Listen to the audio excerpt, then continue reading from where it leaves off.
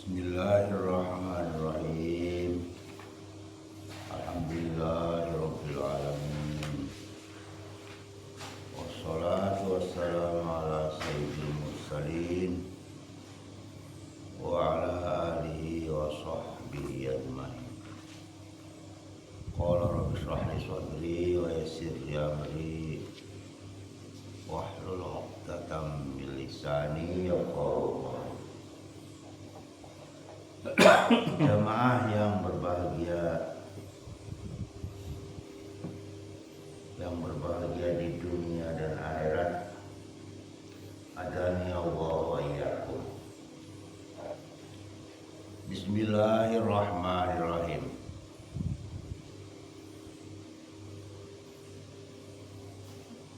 Bismillahirrahmanirrahim. Lafaz Bismillahirrahmanirrahim yang kita alih bahasakan adalah saya mulai membaca pengajian ini sebuah kitab tafsir dengan nama Allah yang Maha Pengasih lagi Maha Penyayang. Menurut ulama Hanafiyah bahwasanya basmalah itu merupakan suatu ayat, namun bukan merupakan bagian dari surat. Bismillah itu diturunkan untuk pemisah antara surat dengan surat dan untuk mengambil barokah ketika memulai, seperti membacanya dalam setiap memenuhi perkara yang baik. Membacanya dalam setiap memenuhi perkara yang baik. Basmalah itu merupakan kuncinya Al-Quran yang pertama kali dituliskan oleh kalam di Lauhil Mahfuz, yang pertama diturunkan kepada Nabi Adam alaihi salam. Basmalah ini merupakan hikmah yang urutannya kita baca didahului dengan isti'adzah, a'udzu billahi minasyaitonir rajim, yang mendahulukan pengosongan diri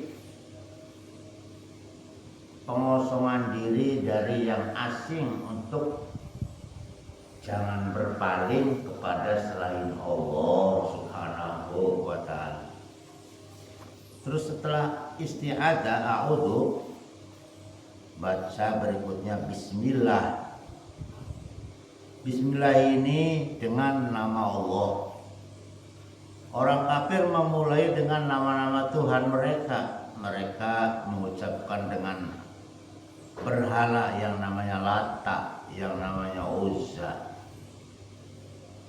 Kata seorang muwahhid, orang yang ahli tauhid, wajib menekadkan maksud karena Allah pada setiap memenuhi yang baik. Penyandaran melakukan sesuatu yang baik dengan menyandarkan atas nama Allah, itu penekanannya dengan mendahulukan mengucapkan sebelum berbuat sesuatu, yaitu bismillah aqra'u. Bismillah dengan nama Allah, aqra'u, aku membaca. Atau bismillah atlu, saya membaca. Atau yang lainnya yang bertujuan tasmiyah, atas nama, dijadikan pendahuluan. Jika kalian bertanya apa hikmahnya dan apa rahasianya, Allah Subhanahu wa ta'ala menjadikan pembukaan kitabnya dengan huruf ba. Bismillah itu dengan huruf ba. Dan Allah mengunggulkan huruf ba itu di atas huruf-huruf abjad lainnya. Bahkan dari huruf alif sendiri, padahal kan abatasa kan alif dulu di dalam pengertian alfabet, mendahuluinya dengan ba. Jawabannya sesungguhnya hikmah pada pembukaan kitab Allah dengan tulisan ba itu ada 10. Alasannya ada 10. Dia tidak menggunakan alif, padahal huruf abjad alfabet alif dulu. A, ba, ta, sa, ja, ha, ho, da, da, ro, ja, sa, sha, so. Ini menggunakan alif. Alif kan sebetulnya urutan kedua setelah ba itu urutan kedua setelah alif. Pertama, alasannya pada alif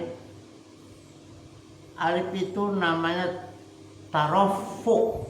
Tarofu itu artinya tinggi, ropa, dibaca ropa. Kalau alif itu enggak dipakai untuk memulai karena alif mengandung tarofu, dibaca rofa atau diropakan.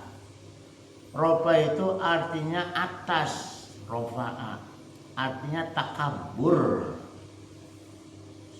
dan artinya tatawul, panjang. Beda dengan ba. Kalau ba itu artinya ingkisar, pecah. Ba itu dalam arti tawaddu, dalam arti tasakut. Sukut tuh diem atau berhenti. Maka barang siapa yang bertawaddu, karena dengan atas menamakan Allah Ta'ala, berarti tawaddu karena Allah akan mengangkatnya derajat tinggi-tinggi. Yang kedua, huruf ba itu dapat disambungkan dengan kebanyakan huruf berikutnya, disambung, huruf sambung. Sedangkan huruf alif merupakan huruf tunggal, tidak dapat disambungkan ke depannya. Tapi alif yang tulisannya berdiri, lempeng. Kan ada alif bengkok, ada alif lempeng. Yang ketiga, ba itu dalam bismillah dibaca kasroh, dikasrohkan selamanya. Maka bila dihubungkan dengan nama Allah Subhanahu wa Ta'ala, artinya tawaddu, rendah, merendah. Yang keempat, pada tulisan ba ada titik di bawah. Ba itu ada titiknya di bawah dan harokatnya kasroh, yang hakikatnya mengandung ketinggian derajat dan himmah. Himmah itu semangat, cita-cita yang terjadi. Sifat kaum siddiqin, lambang daripada sifatnya kaum yang siddiqin, yang levelnya selalu benar, kelas benar, seperti Abu Bakar Siddiq, seperti sifat Nabi Muhammad Siddiq. Sedangkan pada alif sebaliknya, tidak ada kata pengertian rendah. Justru alif itu artinya tingginya derajat,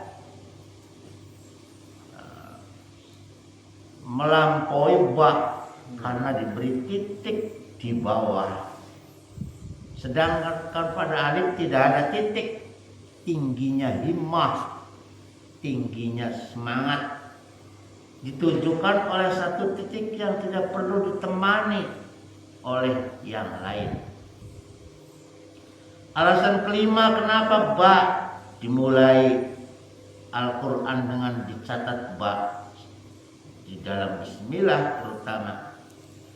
Di dalam ba itu ada kejujuran untuk takorrub. Takorrub itu merasa dekat kepada al-haq yang maha benar, yaitu dimaksudnya adalah Allah Subhanahu wa Ta'ala, al-haq yang maha benar. Karena ketika ditemukan titik, disimpannya juga di bawah telapak kakinya, tidak merasa sombong dengannya dan tidak berlawanan dengan huruf jim, huruf iya, huruf ta, huruf nun.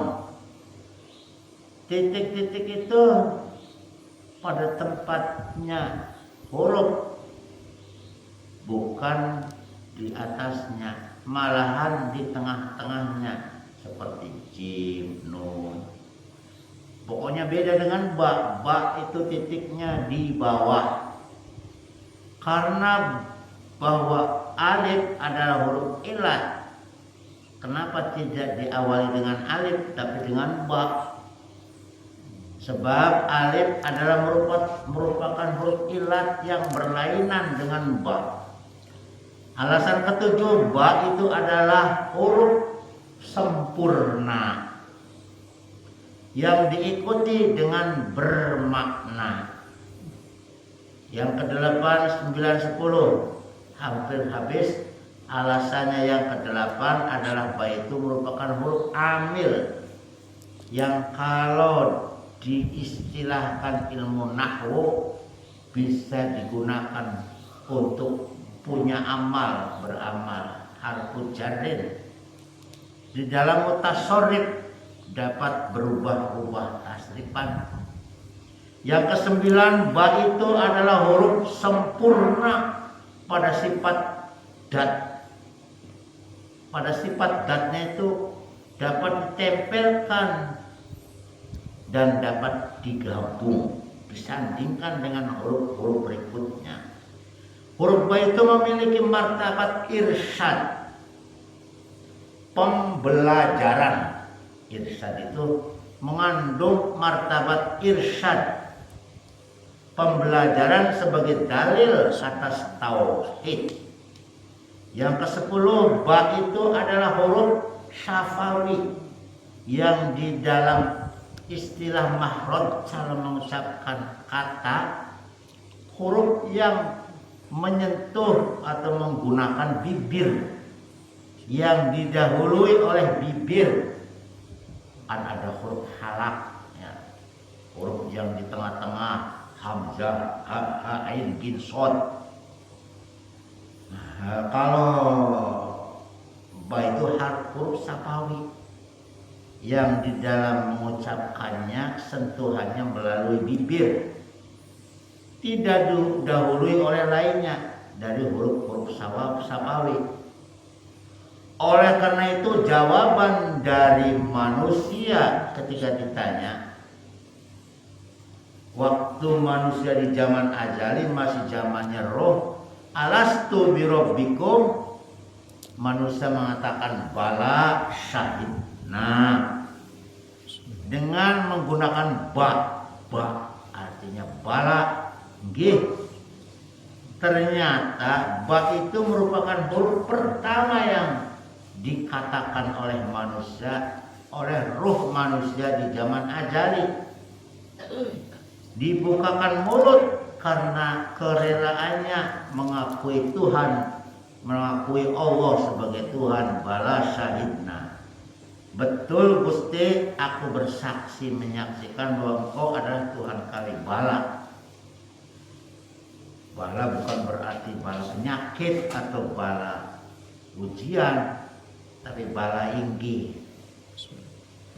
Lalu ba itu memilikinya dan mengangkat kadarnya dan menampakkan kejelasan dan menjadikannya sebagai kunci kitabnya dan tempat memulai percakapan dan khitab, ajakan bicara. Allah Subhanahu wa Ta'ala mengkhitab menyampaikan bicaranya. Demikianlah dikemukakan keterangan ini dalam sebuah kitab yang bernama At-Ta'wilatun Najmiyah. Nama Allah pantas untuk disebutkan zatnya atau dengan iktibar atau deskripsi sifatnya dari sifatnya Allah yang nafsiyah salbiyah. As-salbiyah seperti sifat kudus, atau yang subutiyah yang pasti seperti alim, atau dengan iktibar pekerjaan dari pekerjaannya seperti pencipta al-khaliq yang dikemukakan di dalam Syahrul Masyarik, sebuah karya keterangan dalam kitab Syahrul Masyarik Ibnu Malik, ahli gramatika Arab. Kemudian dipilihkan bahwa kalimah Allah adalah Ismul A'dzam. Ada yang berkata jika seseorang berdoa kepada Allah dengan Ismul A'dzam, maka ia akan mengabulkannya. Maka niscaya Allah akan mengijabah doanya. Dan jika orang itu meminta kepada Allah berdoa, ia akan memberi. Allah akan memberi. Kita pun harus berdoa. Dan jika meminta, maka ia akan memberi. Kita pun harus berdoa dan meminta dengannya dengan menggunakan Ismul A'dzam, nama Allah. Agar doa kita dijabah, hendaklah kita dipenuhi dengan syarat-syarat berikutnya. Syaratnya apa? Pertama, pembersihan batin. Dan yang kedua, makan asupan makanan atau minuman yang halal. Dikatakan dalam sebuah hadis, ad-du'a utawi doa iku miftahul jannah, kunci langit, wa asnanuhu luqmatul halal. Biasanya kalau kunci itu ada gerigi-geriginya, dan gerigi-geriginya kunci langit itu adalah kalau kita berdoa mulutnya, perutnya melalui mulut, gerigi-geriginya adalah makanan minuman yang halal. Kunci sama kunci, kalau gerigi-geriginya nggak sama itu nggak bisa buka, nggak bisa nutup. Yang bisa membuka digunakan untuk membuka kunci apa saja. Kunci motor, kunci mobil, kunci pintu. Gerigi-geriginya itu harus sama. Gerigi-geriginya adalah pulukan, luqmatun pulukan. Luqmatul halal, makanan yang halal. Jadi kalau ingin berdoa menggunakan kunci yang ada gerigi-geriginya, di samping harus bersih batin dan makanan-makanannya, kemudian keikhlasan dan kehadiran qalbu, seperti fad'ullaha mukhlishina lahuddin, maka berdoalah kepada Allah dengan memurnikan ibadah kepadanya. Jamaah yang berbahagia, itu sekelumit tentang bismillah. Bismillah itu baknya bikana makana wa biyakunu mayakunu wa biyakunu makun. Bikana makana, bi sebab isun Gusti Allah, kana anak ciptaan Allah itu ada, bikana makana, dengan sebab perantaraan Allah ada barang yang sudah ada. Dengan sebab Allah bikana, barang itu ada yang sekarang baru sedang ada. Dan dengan perantaraan Allah barang itu ada nanti yang belum terjadi, yang sudah terjadi, yang sedang terjadi maupun yang akan terjadi. Itu sebab kudrat dan iradat Allah Subhanahu wa ta'ala. Catatan, coretan, lukisan sebanyak apapun, sebesar apapun, itu kalau dirunut diawali dari titik.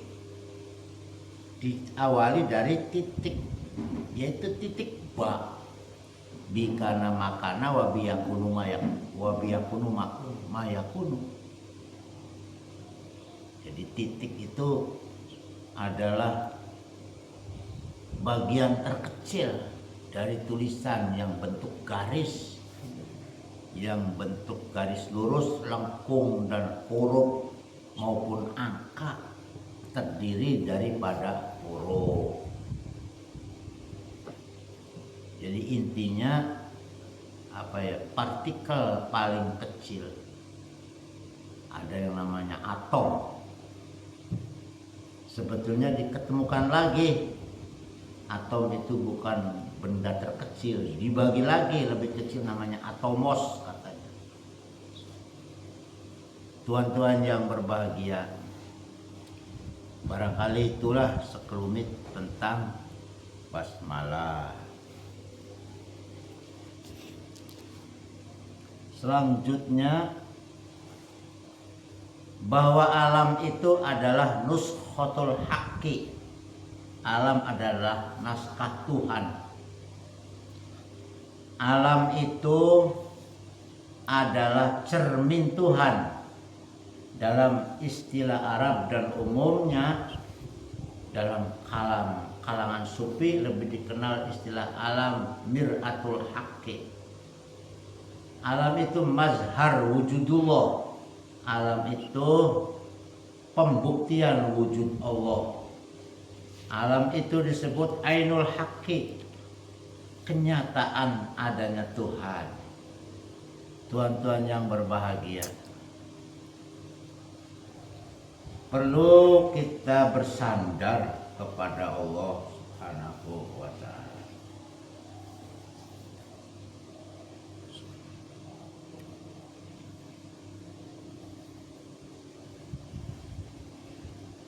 Di dalam sifat Allah yang namanya Al-Alim, yang maha mengetahui, ada peringatan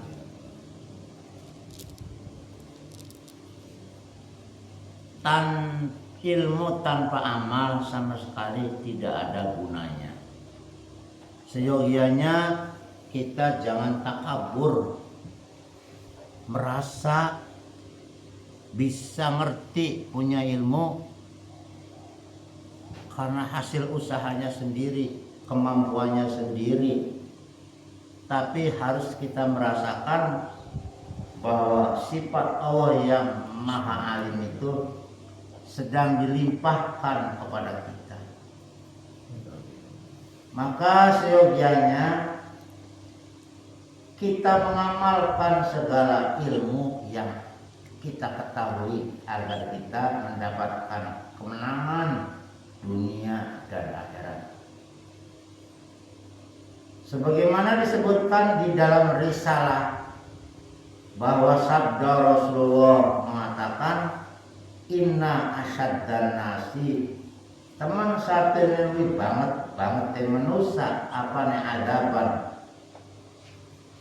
siksanya yaumal kiamati, besok nalikana wis teka dina kiamat, yaitu alimun, siksane wong alim, orang yang berilmu, lam yanfa'hu, kang orang manfaati itu ilmu,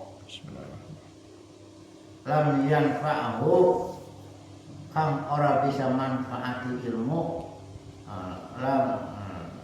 lam yanfa'hu kang ora bisa manfaati manusia apa ilmuhu ilmuna manusia.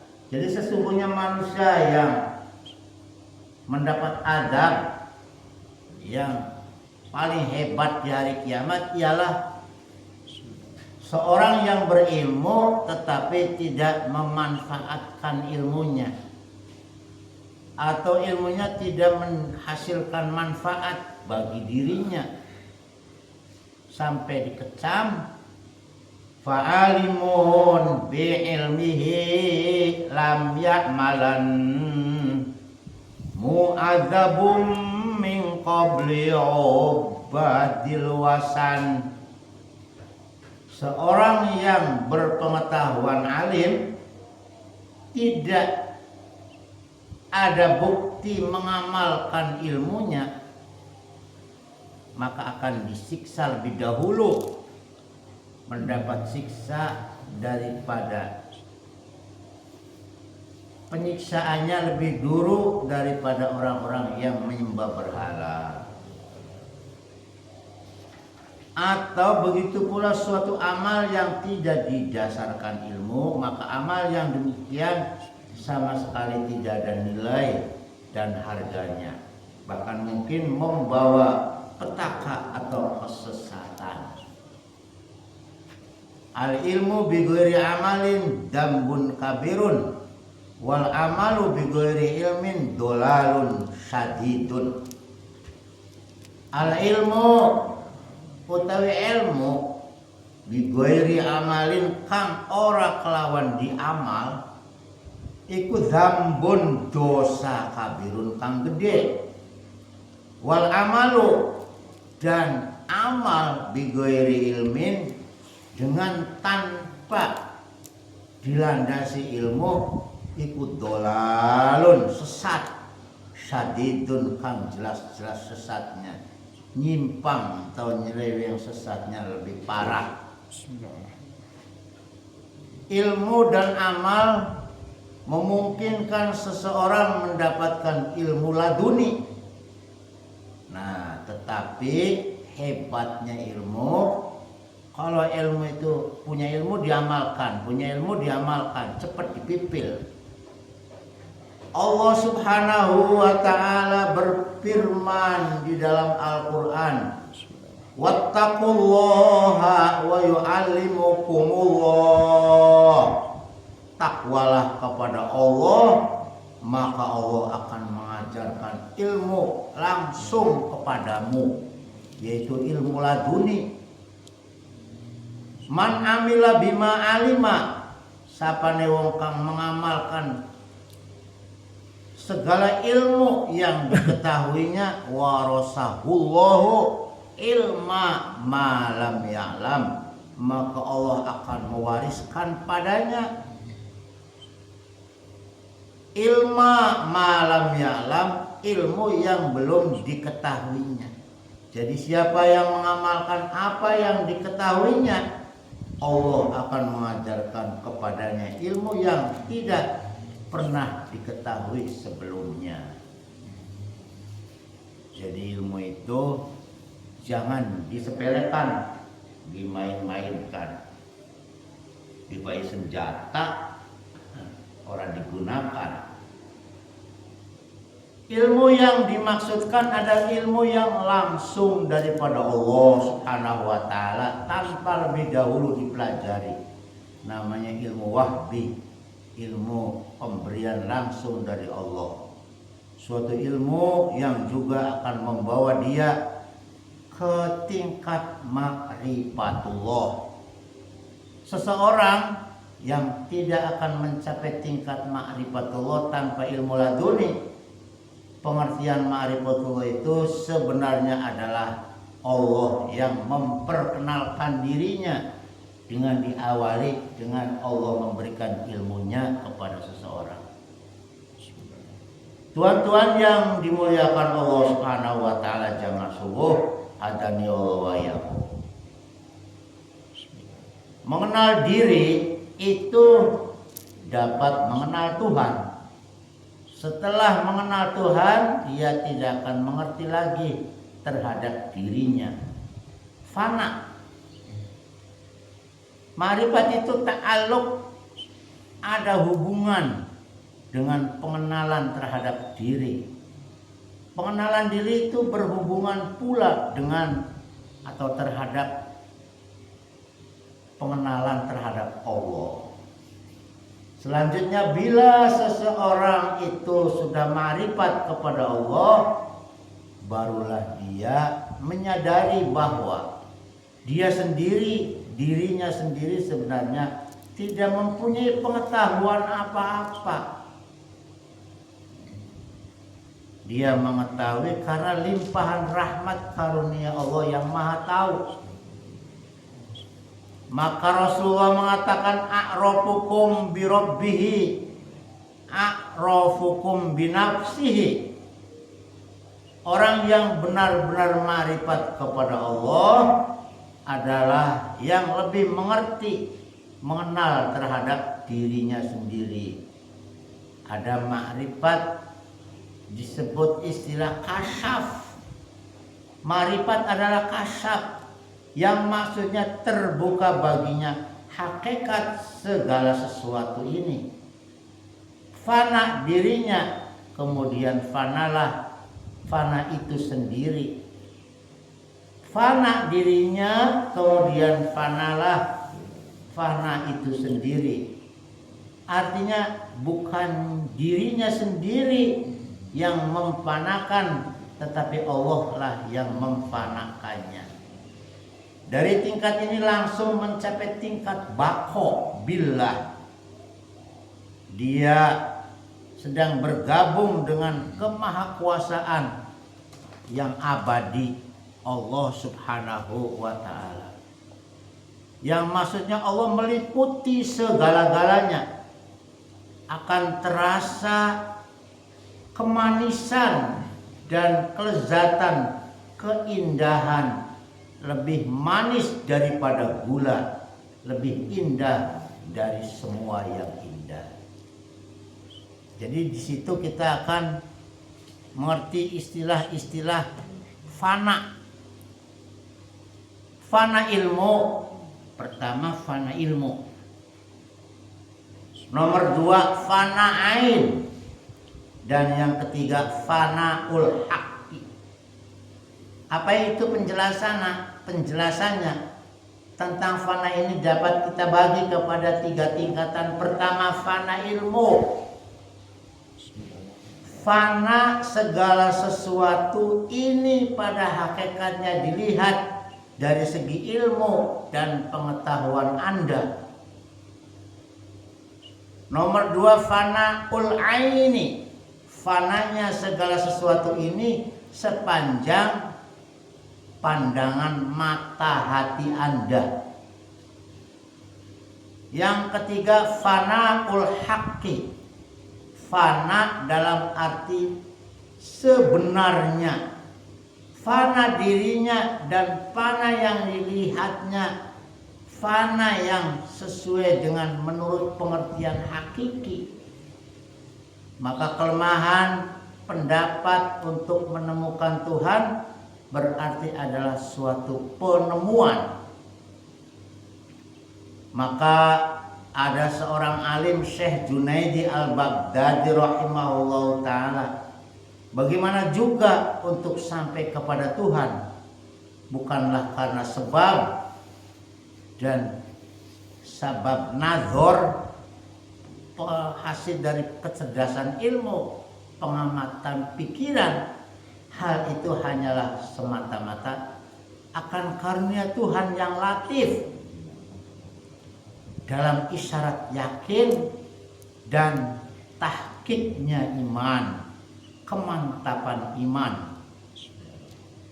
Kata As-Siddiqul Al-Akbar, al-ajzu anil idraki fahuwa idrakun. Al-ajzu anil idraki fahuwa idrakun. Kelemahan menemukan pendapat maka itulah hasil sebenarnya yang merupakan penemuan. Jadi ketidakmampuan yang diakui oleh manusia untuk tidak menemukan wujud Allah yang hakiki, itulah penemuannya. Makanya laisa kamitslihi syai'un. Tuhan itu tidak bisa dibahas, tidak bisa diindra, tidak bisa diperes dengan pikiran, pendapat atau dalil-dalil. Jadi al-ajzu mengakui kelemahan anil idroki dari untuk menemukan gambaran penemuan hasil pemikiran, ya fahuwa idrokun, maka itulah sebenarnya yang merupakan penemuan.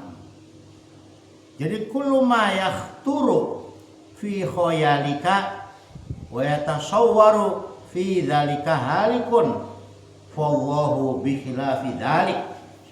Semua yang terlintas dan tergambar pada khayalmu semuanya adalah musnah, maka Allah berbeda jauh dengan semua yang dihayal-hayal, dicipta-cipta oleh kamu, tuan-tuan yang berbahagia.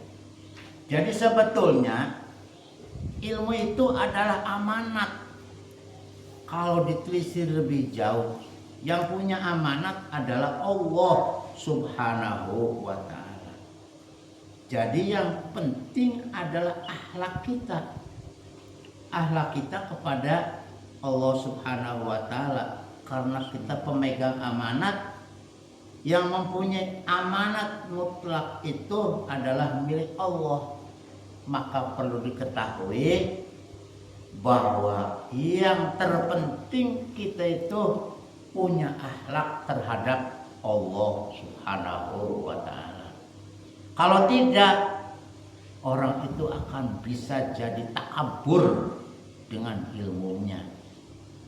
Padahal kamu itu manusia bisa semono sebab Allah Subhanahu wa ta'ala melimpahkan ilmunya. Ya contohnya kayak Mang Iblis Jajil di surga ngelawan dengak karo Gusti Allah, akhirnya dikutuk selama-lamanya. Disinilah perlu kita kehati-hatian. Kalau sudah disandarkan kepada Allah, ya udah, kita itu nggak punya apa-apa. Maka yang paling terpenting adalah adab kita terhadap yang mempunyai amanat, pemilik mutlak ilmu itu sendiri, yaitu Allah Subhanahu wa ta'ala. Kurang lebihnya begitu. Tuan-tuan hadirin jemaah subuh yang dimuliakan Allah Subhanahu wa ta'ala yang berbahagia,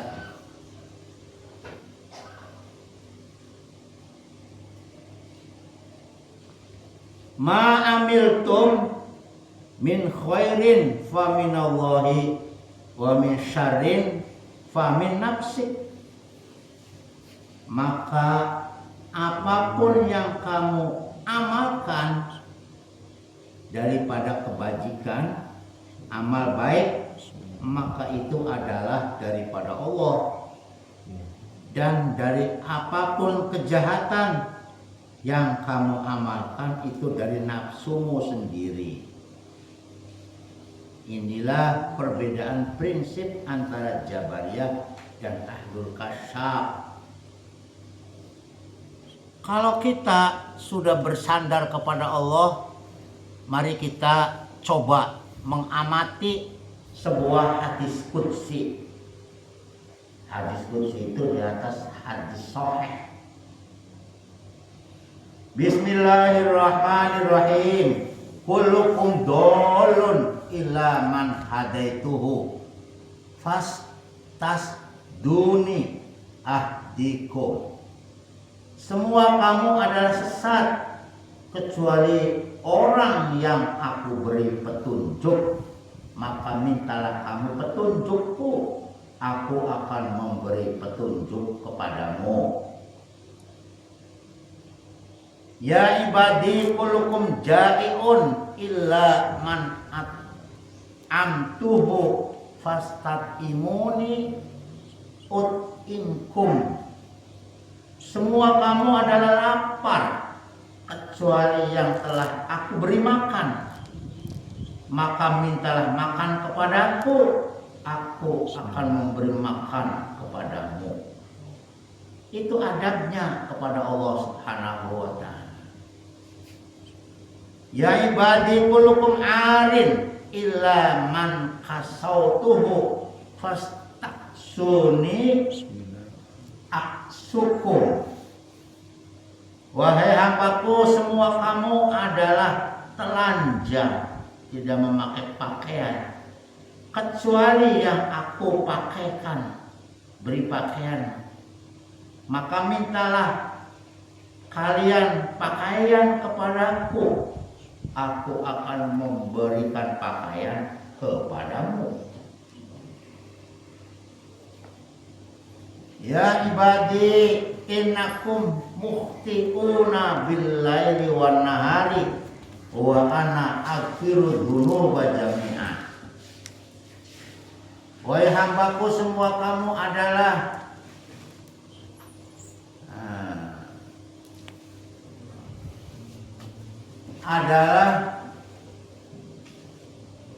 makhluk yang selalu berbuat kesalahan sepanjang siang dan malam. Akulah yang memberi ampunan atas dosa-dosamu itu, kecuali dosa syirik. Ghairu syirki fastaghfiruni aghfir lakum. Maka mintalah kamu kepadaku, minta ampunan, maka aku akan memberi ampun kepadamu. Itulah adabnya. Segala-galanya kita ora bisa apa-apa. Sampai mangan gak minta kalau Gusti Allah. Sampai pakaian juga kita sandarkan kepada Allah Subhanahu wa ta'ala. Maka itulah orang yang namanya fana ilmu. Artinya kalau kita sudah fanaul ilm, la haula wala quwata illa billahil aliyil azim. Karena sifat-sifat dan hidup ini adalah amanah. Maka benar sekali bila kita musyahadah, hakikatnya adalah daripada Allah, sedangkan kita ini hanya sekedar mazharnya atau sandarannya semata-mata. Lalu bagaimana seharusnya kita bertugas memelihara amanah itu? Allah sebagai pemilik amanah telah menentukan apa yang harus dibuat terhadap amanah itu. Untuk melaksanakan amanah diletakkan pula akal pada manusia, tenaga pada manusia, kemampuan diberi oleh Allah, sehingga semua tugas yang melalui dasar ilmu yang telah diberikan itu akan bisa dilaksanakan. Siapa yang tidak memelihara amanahnya Allah dan tidak digunakan menurut garis-garis ketentuan hukum yang disampaikannya melalui utusannya, maka jelas berarti suatu penyelewengan. Jadi penting, makanya tadi diawali dengan bismillah, tawaddu kepada Allah, bikana makan. Man tawaddu alillah rafa'ahu Allah. Orang yang tawaddu dengan Allah akan dinaikkan derajatnya. Maka ingat sekali sering disebut manis dada ilman. Orang yang tambah ilmunya, walam yazdad hudan, tidak ada tambahan petunjuk dari Allah Subhanahu wa ta'ala, lam yazdad minallah illa bu'dan, bukan semakin baik, bukan semakin dianggap orang itu memegang amanah dengan baik, justru malah nyeleweng tambah jauh dari Allah Subhanahu wa ta'ala. Na'udzubillah min dzalik. Allahumma inna nas'aluka ilman nafi'a. Kita memohon kepada Allah agar kita dianugerahi ilmu yang manfaat. Mulane kita kelingan bener dari orang tua, wis gajenan sing sabar menuntut ilmu. Goblok-goblok je asal anggo. Walaupun ilmunya sedikit diamalkan. Amanah Allah itu dilestarikan. Manis dada ilman walam yazdad hudan lam yazdad minallahi illa bughdan. Orang yang ilmunya nambah, tidak menyadari bahwa ilmu itu adalah amanat Allah, tidak mendapatkan petunjuk dari Allah, lam yazdad minallahi illa bughdan, tidak berarti apa-apa, malah tambah adoh karo Gusti Allah Ta'ala. Na'udzubillah min dzalik. Itu saja barangkali kuliah subuh pagi ini. Maju mundur. Mau ini Fatihah wis ihdinas siratal mustaqim balik maning bismillah. Karena tadinya awalnya tidak dibaca dulu bismillahnya. Jadi kalau panah itu ada 3. Panah ilmu ya. Itulah pentingnya kita bermusyahadah, dipakai terus. Semoga bermanfaat dan kita mendapatkan ilmu yang diizinkan oleh Allah, kemudian dibimbing terus oleh Allah dengan hidayahnya, sehingga kita bertambah manfaat, tidak tambah menyeleweng. Sing gawe eder jagatku dudu wong bodoh, wong pinter. Sing gawe hibur jagatku wong pinter, sing keblengker. Sing korupsi mangan duit negaraku wong pinter. Wong bodoh mau ora bisa, pengen wong bodoh kamu met duit met korupsi tak apa. Tapi orang bisa.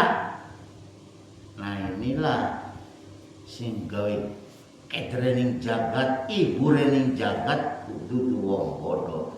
Termasuk mang iblis ning swarga, sampai Bapak Adam, bapak kita semua ibu Hawa tergelincir ya gara-gara kelakuan mang iblis, laknatullah. Yang menyebabkan orang itu sombong salah satunya adalah ilmu. Kurang dan lebihnya sekali lagi kita tutup dengan doa kifarat majlis, minta perlindungan kepada Allah, dijauhkan dari ilmu yang tidak manfaat. Minta kepada Allah ilmu yang manfaat dan ilmu yang terus dibimbing terus, yang menyadari bahwa ini adalah amanat dari Allah Subhanahu wa ta'ala. Subhanakallahumma wa bihamdika asyhadu an la ilaha illa anta astaghfiruka wa atubu ilaik. Assalamualaikum warahmatullahi wabarakatuh.